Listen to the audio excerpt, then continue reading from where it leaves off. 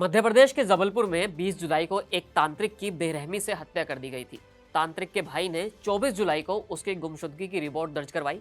Police तभी से case की तफ्तीश में जुटी हुई है। अब पुलिस ने पूरे मामले को सुलझा लिया है।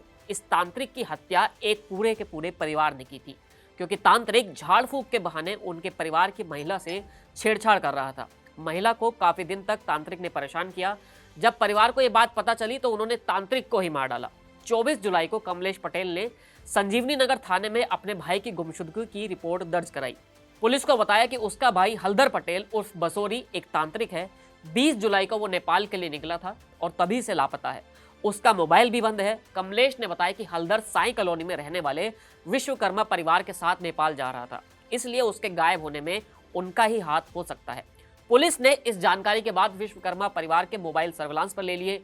उनके घर के आसपास के सीसीटीवी फुटेज भी खंगाले। तांत्रिक की हत्या होने और इसमें विश्वकर्मा परिवार के शामिल होने की पुष्टि होने के बाद 13 अगस्त को 3 सदस्यों को गिरफ्तार भी कर लिया गया। एक आरोपी के नाबालिग होने की वजह से उसे बाल सुधार गृह में भेजा गया है, लेकिन तांत्रिक की लाश अभी तक बरामद नहीं की जा सकी है।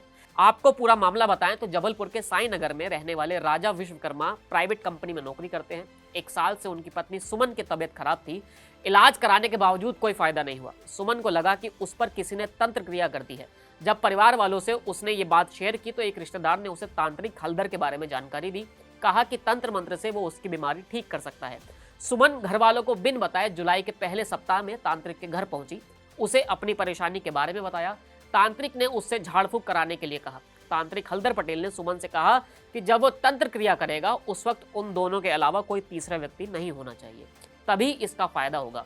सुमन इसके लिए राजी हो गई। सुमन अपना इलाज कराने के लिए घर वालों को बिन बताए रोज तांत्रिक हलधर के घर जाने लगी। तांत्रिक ने अपनी फीस लेकर 5 जुलाई से झाड़ फूक शुरू कर दी।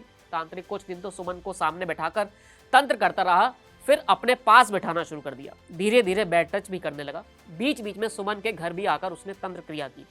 पहले तो सुमन को लगा कि तांत्रिक ये सब उसकी बेहतरी के लिए कर रहा है, लेकिन 16 जुलाई को जब तांत्रिक ने हदें पार कर दी तो सुमन ने उसके घर जाना बंद कर दिया। सुमन ने जब तांत्रिक के घर जाना बंद कर दिया तो वो भड़क गया।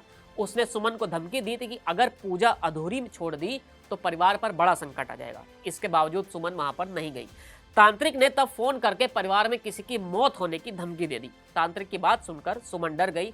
उसने तांत्रिक से कहा कि वो उसके घर आने के लिए तैयार है, लेकिन उसे दूर बैठकर ही पूजा करानी होगी। तांत्रिक ने कहा कि इस तरीके से सुमन के ठीक होने में बहुत ज्यादा समय लग जाएगा। परेशान होकर सुमन ने 17 जुलाई को पूरी बात अपने पति राजा विश्वकर्मा को बता दी। राजा ने ही सुमन पर ही गुस्सा उतारा। घर में हो रही कलह से ये बात बेटी हेमानाथ और 17 वर्षीय नाबालिग बेटे को पता चल गई। टेंशन खत्म करने के लिए सभी ने तांत्रिक की हत्या का प्लान बना दिया। इसमें राजा ने अपने दोस्त आशीष सोनी को भी शामिल कर लिया। 19 जुलाई की शाम को सुमन का पति राजा तांत्रिक हलधर के घर पहुंचा। उससे नेपाल के एक मंदिर चलने के लिए कहा और हलधर वहां तैयार हो गया। उसने अपने भाई कमलेश को भी नेपाल जाने की बात बताई। 20 जुलाई की शाम को करीब 5 बजे राजा अपनी कार से पत्नी, बेटी और तांत्रिक के साथ नेपाल के लिए रवाना हुआ। तिलवारा थाना इलाके में सगड़ा के पास ये से आशीष और राजा का नाबालिग बेटा भी कार में सवार हो गए। कार राजा का बेटा चला रहा था। बगल में तांत्रिक हलधर बैठा था। उनके पीछे वाली सीट पर राजा और आशीष थे। सभी लोग जबलपुर से बरगी पहुंचे। वहां पर एक ढाबे पर खाना खाया, लेकिन जैसे ही कार चरगवा गांव के पास पहुंची, पीछे बैठे राजा ने तांत्रिक के गले में चाकू मार दिया। राजा के बेटे ने एक पुल के पास गाड़ी रोक दी। यहां राजा ने चाकू से तांत्रिक को गोद कर मार डाला। इस दौरान नाबालिग बेटा और आशीष रस्सी से तांत्रिक का गला दबाए रहे थे। जब यकीन हो गया कि तांत्रिक अब मर चुका है तो उसे जुनेज नदी के पुल से नीचे फेंक दिया। इसके बाद सभी कार से तिलवारा के पास नहर पर आ गए। यहाँ राजा, आशीष और नाबालिग ने अपने कपड़े उतारकर नहर में फेंक दिए। कार में लगे खून को भी शराब से धो दिया। तांत्रिक का मोबाइल आशीष ने रख लिया और इसके बाद सभी घर लौट आए।